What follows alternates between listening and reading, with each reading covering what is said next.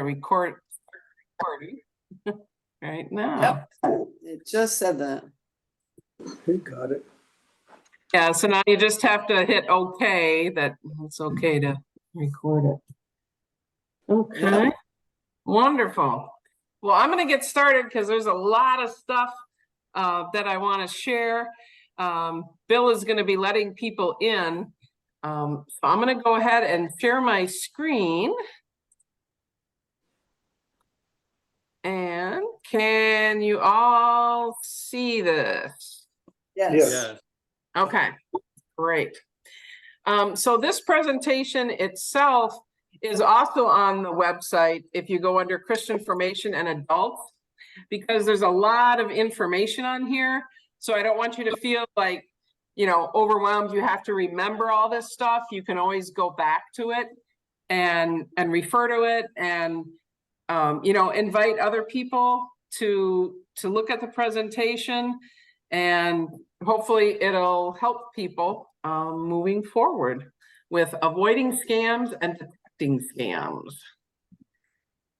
All right, so what we're going to do tonight is just real briefly touch on some general guidelines to detect a scam, and then I picked out the top 10 scams that are going around. There's a couple oldies and some goodies, but these are kind of the top ones that are surfacing lately. And then the top 10 tips to avoid getting scammed, and then how to go about reporting fraud. So the material used, I put the links on this slide here, but they're also throughout the presentation. These are some vetted sites that are really good if you want more information on scams. AARP has a ton of great information on scams. They have several different articles, you know, on the different scams I'm going to go through, on tips on how to avoid it. It's probably the best site I've seen. So AARP is really a good one. Consumer Reports has articles on scams. The National Council on Aging, and then almost every bank, financial institution has information on scams. I just picked Wells Fargo, but there's a bunch of different ones. So as you go through this, you know, if you just click on, you put your cursor over the link, it'll take, and you click on it, it'll take you to that site. So here's some general guidelines that I counsel people on scams in general. And the first thing is really to change the way you think. We're all very hospitable people. We're welcoming people. We want to be friendly. But when it comes to scammers, you really have to practice not engaging. So that means, you know, if you get a phone call, if you get a text, or if you get an email from a stranger, it's good not to engage, not to respond. Learn how to say no. Sometimes, you know, a caller, a scammer will get through on the phone. You might think it's a phone number you recognize, or it's a local area code, and you think, oh, that might be a neighbor. But it's really important to not engage when a strange voice comes on the phone. A lot of times, you know, it's fine to say, you know, I don't do business over the phone. If they, you know, start wanting to sell you something, goodbye. But even better yet, it's better not to say a word, just to hang up. Because a scammer might call and ask a question. Are you on Medicaid or Medicare? If you say yes, they could be recording that yes, your voice saying yes, and use that to say that you've agreed to something. So it's better to just not say anything. You know, if you do answer the phone, I try to tell people to let all unknown calls go into voicemail.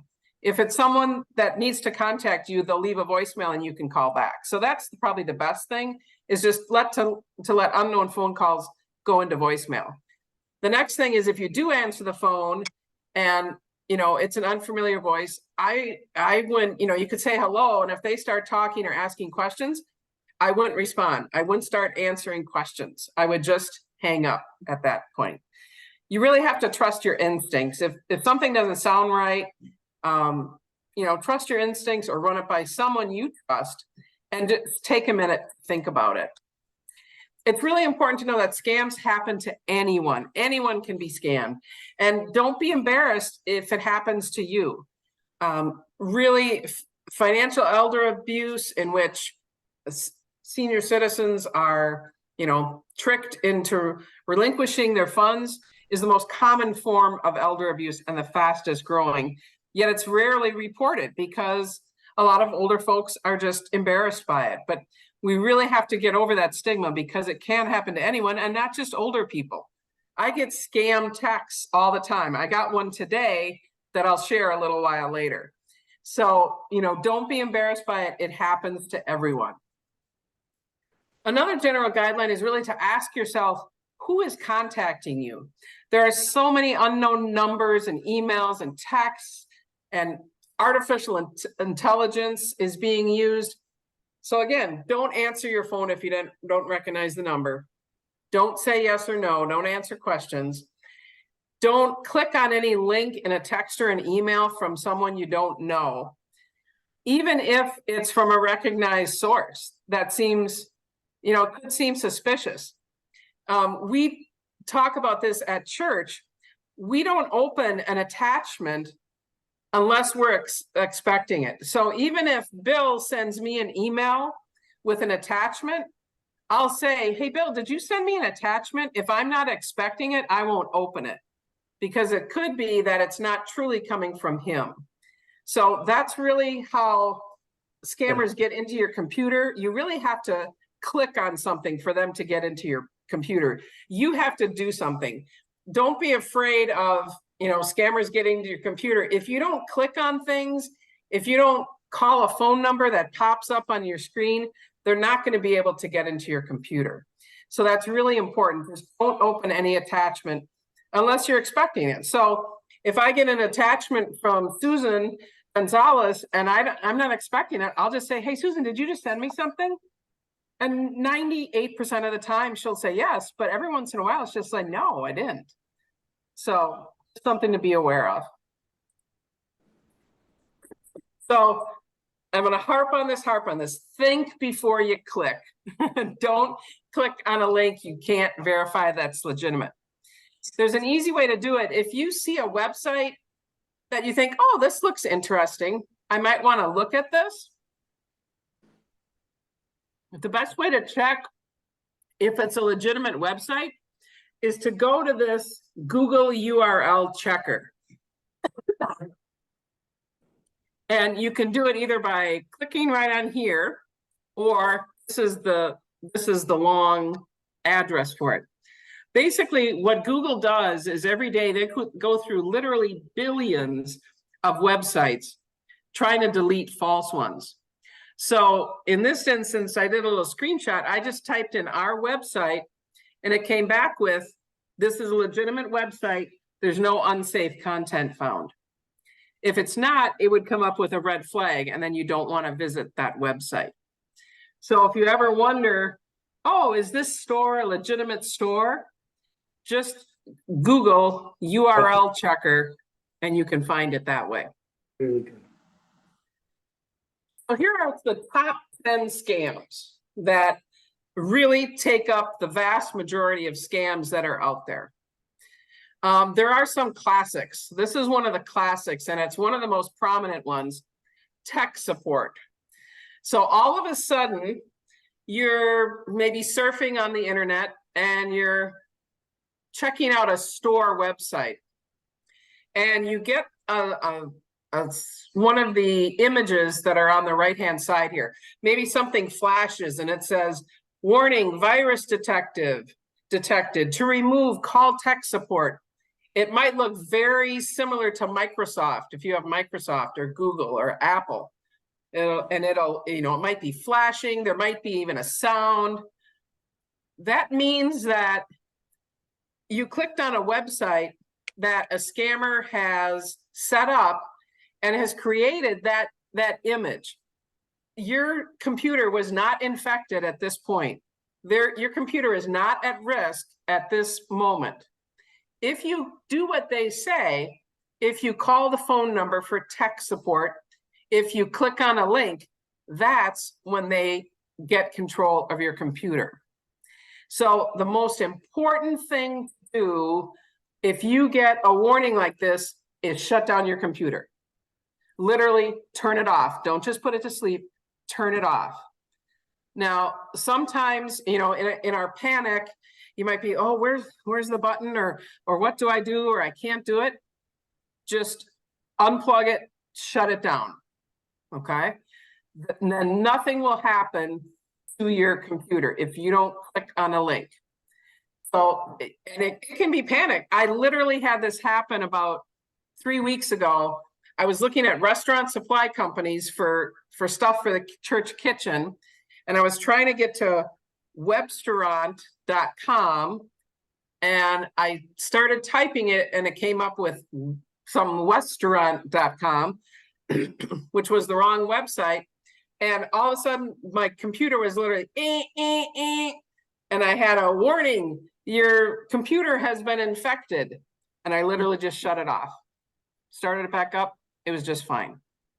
Now, I might have lost what I was working on if I had some other tabs open, but that is a minor thing compared to what could happen if I had clicked on the link that said, contact Microsoft now to, you know, restore your computer.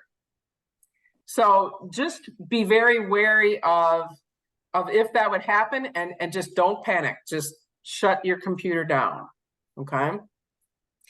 Never provide personal or financial information. Never, real tech support staffers will never contact you out of the blue. That just doesn't happen. If you have a anti-scam, anti-malware virus protection on your computer, it will not show up like that with, you know, blinking lights and everything. You'll get an alert, a small one from your official, your McAfee or your Norton antivirus, and it'll run a scan. So just be very wary of that. We literally had this happen to a parishioner in August, and she shared her story with me and wanted us to share it with others, and I put it in a Friday brief. This notice came up from Microsoft on her computer screen telling her that her computer was locked and she should call the number on the screen to help unlocking it. So her first mistake, she called the number. A Middle Eastern voice answered, identified himself as, you know, ID, blah, blah, blah. Your case number is blah, blah, blah. And I'll lead you through the steps to reverse the damage. Well, all of a sudden it got deeper into it. And she was told that her bank accounts had been compromised, but they would be able to get everything but $20,000 back. But she needed to withdraw $20,000 from her bank and redeposit it at an ATM in order, you know, to get this taken care of. And not to tell her bank, this is why she was taking it out, because, you know, that they wouldn't let her do it. So to tell the bank that she was buying a car. So she went to the bank, said she was buying a car. They questioned her. She said, no, I'm buying a car. She took out the $20,000, went to the ATM in Fort Myers, and at that point realized this just doesn't seem right. Luckily, and stayed in her car, went back to the bank and didn't lose the $20,000. But at that point, her computer had been compromised, personal information, identity theft. You know, it's been a long process to get that all cleared up. All because she called a phone number from what she thought was Microsoft. So her lessons, just shut down your computer, don't call any phone number or link, trust your bank. Never trust anyone who says, don't tell someone. That's a red flag right there. And then be sure and report it. The second scam is the grandparents scam. I don't know if you've heard of this, but a grandchild or another loved one will call and say, Grandma, I'm in trouble. I'm in jail. I don't want to call my parents because they'll be so mad at me. Can you help me out? Can you send me some money? Or I'm in need of medical treatment. And, it's amazing. You think, well, you'd recognize your grandchild's voice, but when someone calls in a panic and says, Grandma, help me, you might not. And it's actually the number 2 scam that's out there. So red flag, they're going to be very urgent at the request, and they're going to ask you not to contact anyone.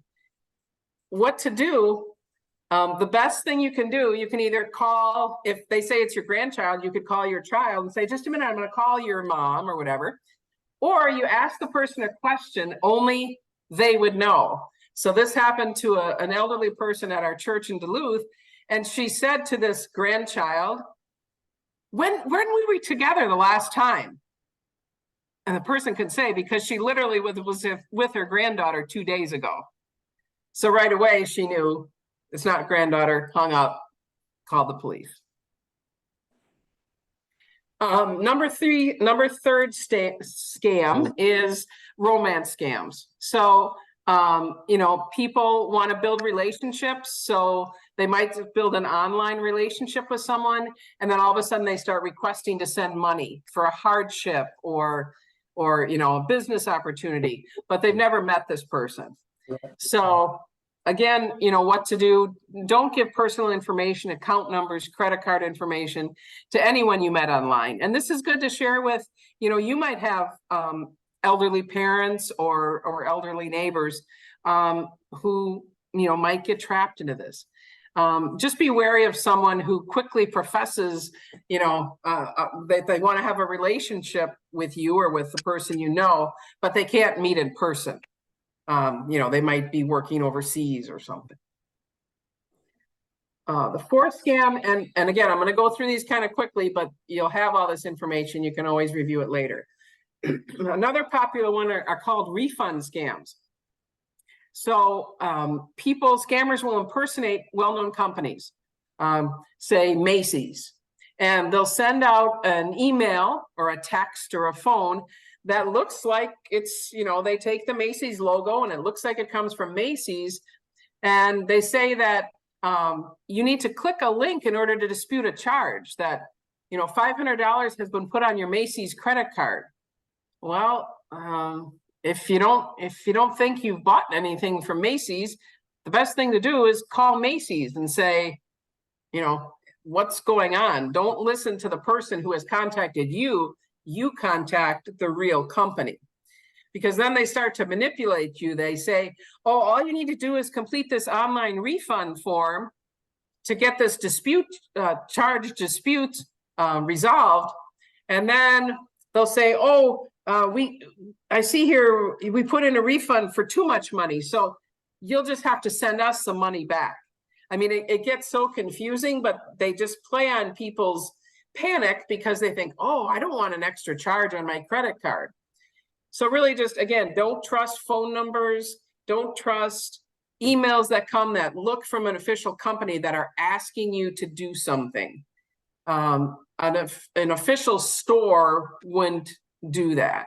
So if you have a question about a disputed charge, go on the back of the card. So like I have my Target credit card, and if I have a question for Target, I'll look on the back of my card, the 1-800 number, and I'll contact Target that way. Don't trust an email or a phone number that comes from a supposed business. Most likely it's not. The fifth top scam is the lottery sweepstakes scam.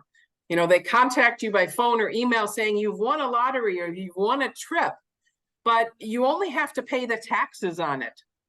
So they say, well, for only $69, you can have this $5,000 trip. Well, the red flag is that just doesn't happen, folks. The chances of winning a lottery is very, very, very slim. So just be suspicious of anyone claiming you have won something, but that you need to pay something to collect the winnings. If you truly did win the Publishers Clearinghouse, they would just, come and give you the money, you wouldn't have to pay all these fees.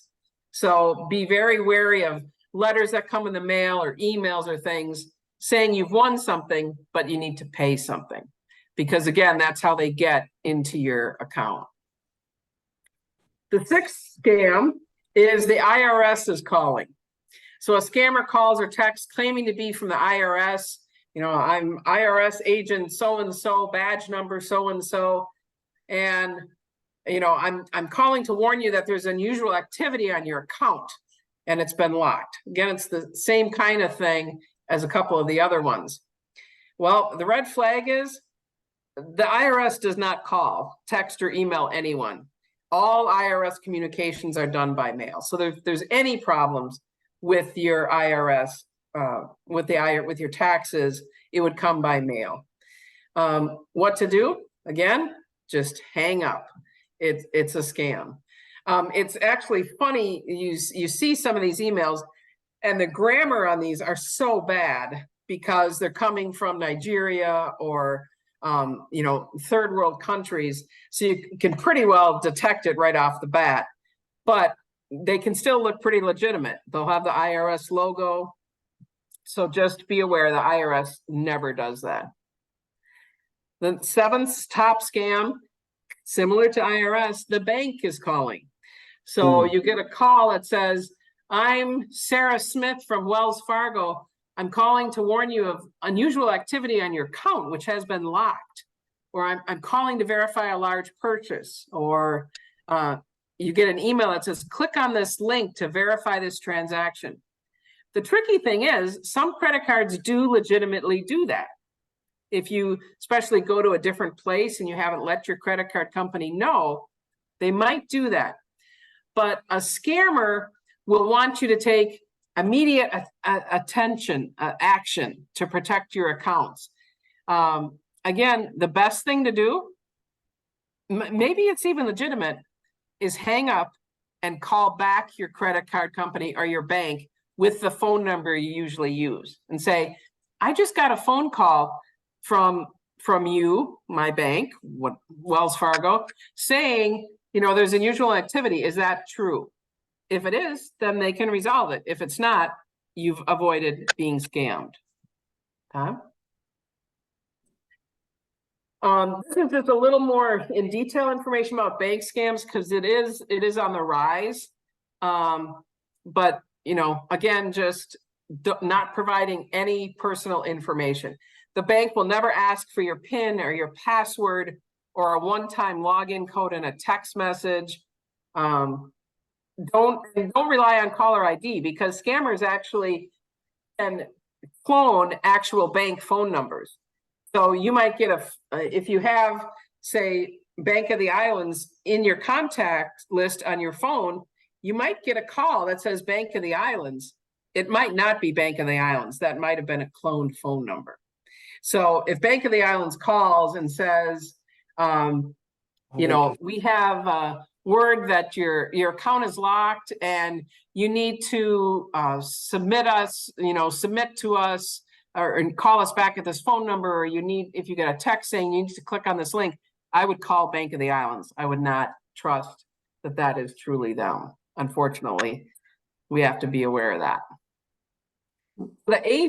Number 8 on our top 10 list is home repairs and security checks. And unfortunately, since the hurricane, this is a popular one. Con artists show up at our doorsteps claiming to be contractors. There were a lot of illegal walk-ups that happened. You know, people would walk up to people's homes and say, I can get your roof fixed really fast if you give me 50% down in cash, and I'll make sure you're first on the list next week. And then they take off. That has happened multiple times here, unfortunately. Or a home security scam that's going around is a representative, if you have ATD or whatever, that one of the home security, they'll see a sign in your yard and they'll knock on your door and say, oh, well, you might have not received an official letter, but ATD was just acquired by my company and we're upgrading our systems. So they ask to come inside your house, they actually dismantle your system, or get access to it so they can come back. So, you know, again, just be aware, a legitimate home security company would not just have a cold call like that, someone coming up. So just make sure, you know, when you're looking at home repairs, you're reading all the contracts and the purchase agreements. Take the time to call and shop around before you make a purchase. Make sure you understand contract cancellations, and just be wary of walk-up contractors. Number 9 is another very popular one lately, delivery notifications. So these all look like they're coming from USPS or the Postal Service, UPS, FedEx. These are all scams. So you get a text message, and they mostly have been coming through as text messages saying, a package has been kept on hold because of wrong billing address. Please visit, and then click on the link. Or your parcel has been redirected due to an unpaid shipping fee. Please reschedule, please visit. These are all scams. This is one I literally got this morning, today, or this afternoon, today at 2:55, this text came through. The UPS package has arrived at the warehouse and cannot be delivered. Please confirm your address in the link. Well, if you look up above where it came from, it didn't come from USPS, it came from Jung and then a phone number. Well, that's your first clue. The second clue is all the grammar errors. How and says, please reply to 1, then exit the SMS. You know, there's no breaks in between the words. And I love on the bottom, the US Postal Service wishes you a wonderful day. Something tells me the Postal Service doesn't do things like that. And the wishes you is all together. So I get these probably, a couple times a week. It was just funny, I got it this afternoon. If you get these, you see in the very bottom, it says report junk. If you click on that report junk, you'll get fewer of them. And that's what I do. And then just delete it. Just be sure you do not click on any link. If USPS or UPS or FedEx, you know, has a problem with a package, they will contact you in a different way. And most likely you'll know that you're expecting a package. This tries to play on, oh, you know, I didn't know I was getting a package. But this is like one of the most common scams. So if you get things like this, just ignore them. Just report them as junk and just delete them. Don't click on the link. And again, I'm going to skip through this. This is just more additional information on that. And then what to do. If you're suspicious of a tracking number, or, you know, if you want to make sure of a package, call USPS, call FedEx. Go on to their official website and you can get the information. And the drum roll, the number 10, top 10 scam is the gift card scam. And Father Bill and even Bishop Scharf, everyone has been the victim to this, where people get supposedly a text, mostly a text, sometimes an email, from Father Bill, who says, I need some gift cards for someone in the hospital, but I'm tied up in meetings. Could you go pick them up for me? Well, our lovely parishioners always go out of their way. And so you think, oh, Father Bill needs me to do an errand. Father Bill would never contact you by email or text to purchase gift cards, nor anyone on the staff, nor anyone on the diocesan staff, nor any other clergy or rabbi that you would know. This is a really common one because they prey on church people because they know church people are, you know, wonderful people and they always want to help their pastors. So the important thing to do is if you get something like that, just call us, call the church office, call Father Bill, and he will say, no, I didn't ask for any gift cards. Thank you so much. This has probably happened maybe 3 times in the 3 years since we've been down here. And again, another way you can tell on the text, you can see that it doesn't come from Father Bill's phone number. You can look in the directory, Or if it's an email, you can see that it doesn't come from rector@stmichaels-sanibel.org. The latest one came from Rev Will Van. So obviously they, attempted to mimic his name, but didn't get it right at, something else. So just be aware, we would never ask you to buy gift cards, do a favor, in that regard. And the spelling is usually atrocious in these emails. Lake County Sheriff's Office wanted people to be aware that there's been a recent scam where a phone number looks like it's coming from the Lee County Sheriff's Office non-emergency number, claiming, again, the same thing, that they have to purchase gift cards. We'd like you to purchase gift cards. So it's not just churches, it's all over. Those are the top 10 scams. Now here's the top 10 things you can do to avoid being scammed. And we've gone through some of them, but here are some other things. The number one thing is to use a unique and strong password.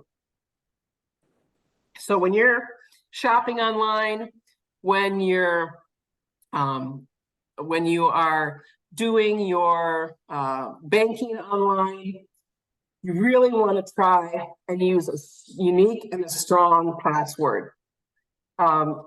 Very few people actually do this, and that's one of the reasons why so many hackers can get in. So I have some tips on creating a password. It might be a lot of information, so I'm not going to go through all of it in depth, but it's really important that you think this through and maybe think about your passwords and what you can do to make them safer. So the first thing in selecting a password is to be random, not predictable. I can't tell you how many people put their birth date as their password. I won't ask you to raise your hand if you've done that, but that's probably the easiest thing that a hacker can get. So avoid names of your kids and your pets. Steer clear of birth dates and anniversaries. I found it interesting that the most common password out of 15 billion retrieved from data breaches was 123456. So that's what people were using for the password, or they use the word password. So don't use something simple like that. That it just it makes it very, very easy. Yeah, but that's easy. And one other tip is don't answer those polls. If you're on Facebook, there are so many polls on Facebook. Like a friend will say, I'm bored. Fill out this poll. Like, what's your favorite pie? And what's your favorite hometown? What's your favorite city to visit? Whatever. That can be used to find out your passwords, because a lot of people use those common things for passwords. So I would suggest you not answer Facebook polls that ask for information like that. The second thing about passwords is not to repeat yourself. So many people use password, they use a weak password, and they use the same password for every single store they shop at, financial institution, especially with financial institutions. I strongly recommend you come up with a unique password for every financial institution that you do online banking with. So if you have a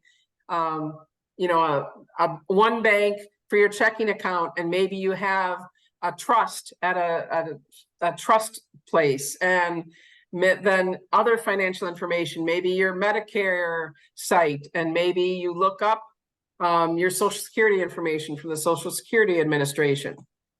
Create a unique password for each of those financial accounts, so that if one is hacked into, it doesn't affect all your finances. Okay, so that's really important. The third thing about passwords is to use special characters. Don't just use letters and numbers. Don't just use Sam123. Try and use punctuation marks and symbols. That's a lot harder for hackers to decrypt than just using a character, just using sunflower. Okay, so the more characters you can use, the better. They say at least 8 characters, and to be sure and try and use punctuation marks and symbols. The fourth thing is to consider a passkey. That's something that both Apple devices have and Google devices have. So I don't have time to get into it, but you can click on where it says red there, passkey verifies, and it'll give you more information about getting a passkey if you really want strong password safety. And the other one is to use passphrases instead of a password. So here's an example. Instead of using just a word, just one word, you use 4 mixed words without spaces, and it can be something meaning for you, which is, my cat Felix is number 1. You put that into one phrase by using parts of that, and that's called a passphrase. And again, just changing your passwords regularly is a really good thing. I know it's hard because we have so many passwords sometimes. There's something on your phone that you can use to keep track of them, and it's encrypted. So they don't suggest this, but both Bill and I have this. We have a little password book, and you can actually buy them, little password books. And we write down all our passwords on a little book and keep it in a very secure place here. We would never take it out of the house, but it's helpful for us because we have so many different accounts, and I like to have different passwords for all the different accounts. Then I can just go back, and as I change it every couple months, every 6 months, I can just cross that one out and put the new one in. So I still like kind of pencil and paper, but you can also do it online. And this talks about how you can encrypt passwords on both Windows and Mac. So if you want to do that, you can get more information on that. So the top 10 tips, the first one is secure your passwords. The second tip doesn't really have anything to do with computers. It's empty your wallet. Go tonight and take everything out of your wallet and sort it out and determine, do I really need to be carrying this around? So I would take out old receipts, old single store credit cards that you don't use, old, coffee shop punch cards that you won't fill up but has your information on it, and keep those at home and only take out with you what you really need. These are some of the top things that you should not keep in your wallet that a lot of people keep in their wallets. You shouldn't keep your Social Security card. You shouldn't keep multiple credit cards and credit card receipts. Just choose 1 or 2 that you use all the time. Try not to keep your checkbook in your wallet or a blank check. Try not to keep your passport or a work ID, birth certificate, even house keys that you don't use or extra keys. Just pare down what's in your purse or your wallet and only carry around what's absolutely necessary. That'll just help. If it does get lost, you won't lose so much to identity theft. Third top tip to avoiding scams is to protect your email accounts. And we talked about this a little, but really make sure that you have your email set up so that spam goes directly into the spam, and not to open attachments in emails. That's the #1 way that scammers can get into your accounts, is if you open up a file attachment, even if it looks like it's from an official business or someone you know. If you're not expecting it, don't open up a file attachment, because that's how malware can get into your computer. The fourth top tip is to safeguard your smartphone. Your smartphone is actually a small computer, so you should be just as careful with your smartphone as you are with your computer. Make sure you have a passcode on it or a Face ID that can prevent someone from logging into your phone. Make sure you send those calls from unknown numbers right to voicemail. Don't answer them. And especially bogus texts. Again, they look like they're coming from UPS or a company. Just don't respond to an unsolicited text unless you can actually go to that official company and contact them and see if there is a problem. don't believe a text that looks like it's coming from a legitimate company. There's a way to block robocalls, and I'm not going to get into this, but I list the instructions for iPhones and Androids. A robocall is, it's an automated thing, and they just kind of go through, and there are ways to block it. So if you're interested in that, you can look at that. Your phone carrier has anti-robocall tools on them now, so you just have to make sure that you've enabled them. It's now a federal law that phone carriers have to provide anti-robocall tools on your phone, but you have to initiate it. So that tells you how to do that. The fifth way is to monitor your credit report. Make sure you annually, you can go to annualcreditreport.com, get a free credit report from the various companies. There's 3 or 4 companies. Make sure you do that every year. And just make sure when you get that credit report, you might be surprised that you had a Kohl's charge card or a JCPenney charge card from 10 years ago that you don't use. Be sure you cancel those unused or extra credit cards. The number 6 thing to look at is to watch for credit card skimming. This is popular at gas stations. When you're paying for gas, I would highly recommend you just do the tap pay instead of putting your card in. But if they don't have that, just wiggle or pull the device a little. Make sure that it's not a skimmer that's put on top of the device. If it's a skimmer, it'll come off pretty easily. If it's the legitimate device, if you just kind of wiggle it or pull at it, you can pretty much tell that it hasn't been tampered with. So just watch out for what's called credit card skimming. The number 7th tip for avoiding scams and being a victim is to prevent garbage theft. Shred any papers that contain private information. Don't put them in your recycle bin or in your trash. A lot of communities have shredding events or permanent drop-off sites. So just make sure that you use that. The 8th one is verify online stores to prevent shopping scams. Really double check and triple check the spelling, like I made the mistake of when I was going to that restaurant supply company. Make sure that it's the right website. A lot of scammers will buy domains that are 1 letter off the true website of a company. So just make sure you're typing the URL correctly. Another thing they suggest is really not to keep your credit card information stored. A lot of times they'll say, do you want to save your credit card information to make it faster to check out next time? They really suggest you don't do that. Just take the extra second and put in your credit card information each time you shop at a store. The number 9 tip, I could do a whole hour or 2 hours on social media tips.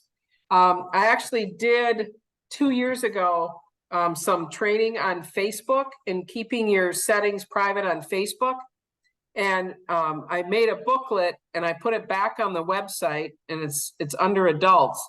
But for Facebook, there are things you can do to make it very secure and very safe by going through their settings and privacy. And then they have a privacy checkup, and it literally takes you through 6 sections, a section at a time, and lets you choose who can see your content, whose content you can see, and who sees your content. It's very simple. It's very user-friendly. Just go to settings and privacy on your Facebook page and go through that privacy checkup at least once a year. And it'll take you through and make sure your settings are as private as you want them to be. I don't allow everyone to see my posts, just my Facebook friends. You can select that. It really is helpful, and it does work. And the other big thing that comes across is you get a lot of friend requests from people and it says, oh, friend request. And you might be tempted to click on it right away. It's most likely a duplicate that someone has cloned someone else's Facebook page. So before I accept any Facebook friend request, I always go to my friend list and see if they're already a friend. And about 95% of the time they are. So, I just got a Facebook request from a parishioner. And I looked, I think they're already a Facebook friend. I went back, sure enough, they are. Well, then I hit delete on the one that just came through because it's not a legitimate one. You can also tell before you hit confirm or delete, if you click on the picture, which is usually they've cloned the real person's picture, click on that and look at their post and look at their profile. In almost all the cases, all they have is a profile picture and they don't have any posts, which means that it's a fake account. So just be aware of that when you're on Facebook. And again, if you want more information on Facebook or other social media accounts, you can go to our website and go through that booklet for tips. And the top 10, the last tip is travel review sites. It's more and more prevalent where there's fake reviews. So if you're going to be traveling, make sure you're reading reviews from reputable publications.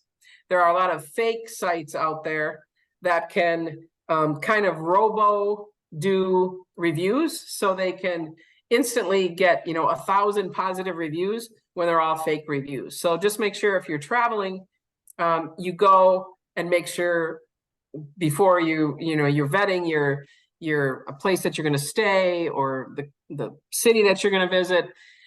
Make sure that you read reviews on multiple sites and that they're from legitimate places. The last thing is just reporting scams. The more that it's get reported, the less scams can happen. So we really encourage people to report. The U.S. Department of Justice has an office of victims of crime. You can call. It's fairly simple.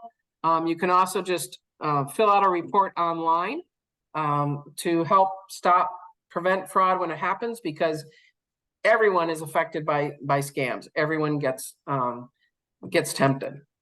And then bank impersonation scams, make sure if it's a financial thing, you notify your financial institution. Do not let anyone say, oh, don't contact your bank, or, it's not good to tell your bank what's going on. Your bank should always know what's going on. And then ask for help. If you have a question, if something doesn't look right, ask a trusted relative. Grandkids, kids under the age of 18 are the best at spotting fakes and scams. So ask a young person, contact myself or other church members, call your bank. Just don't panic. If you get a text or a weird message on your screen or anything, don't panic. Just think, this might not be true. I always say this might not be true. Don't do anything about it.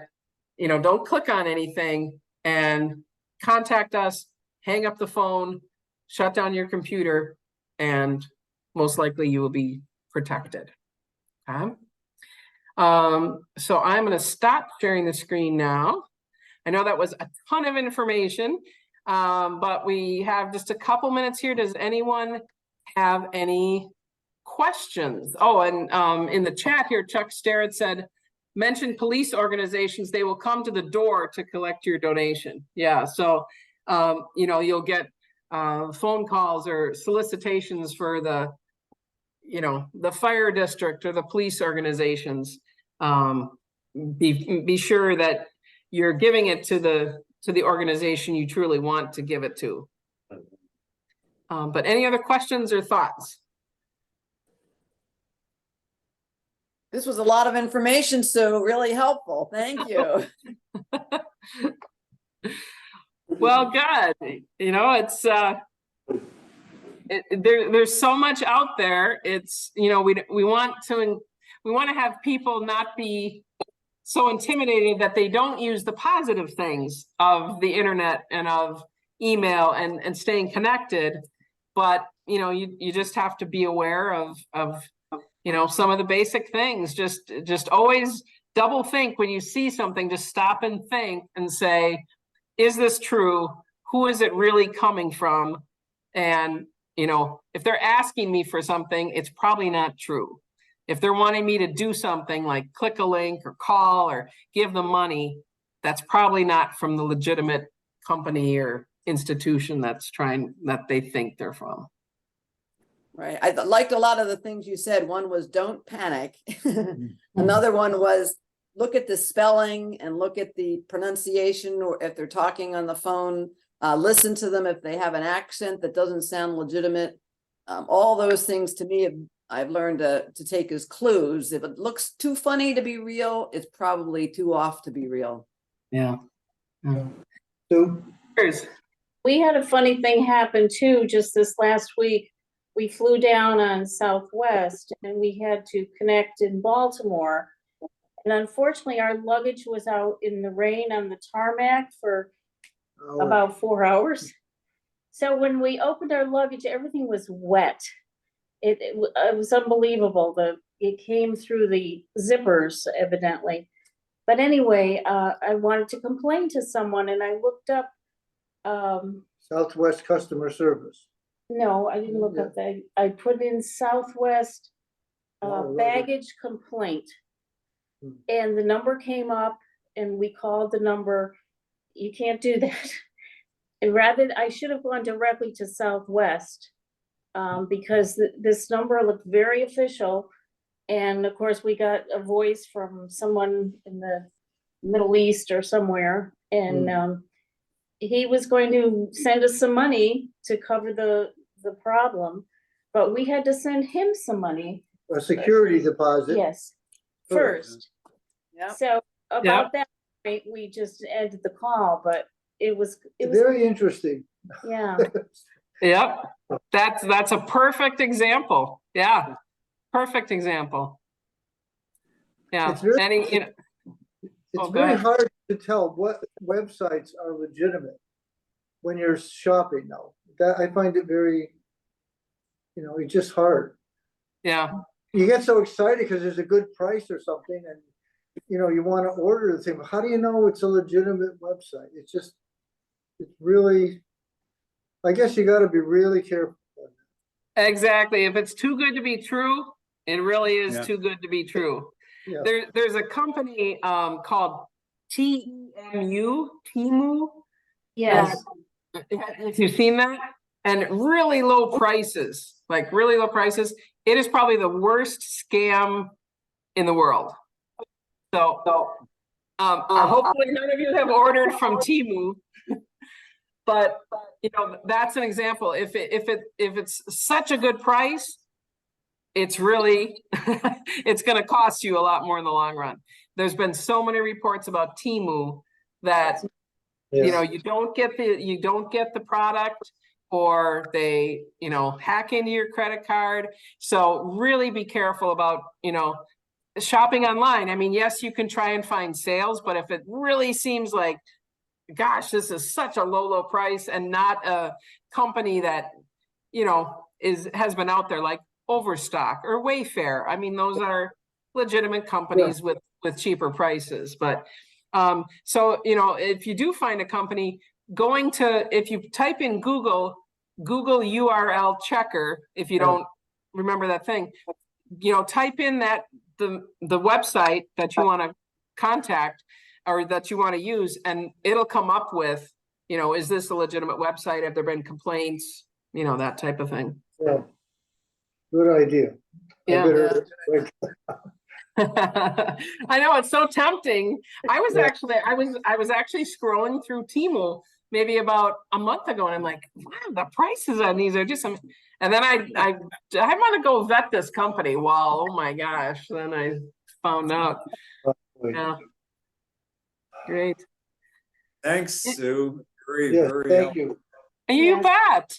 And if you have questions, just feel free to call me, email me. Happy to help out. It was So very helpful. Thank you. Great. It was, yes, thank you.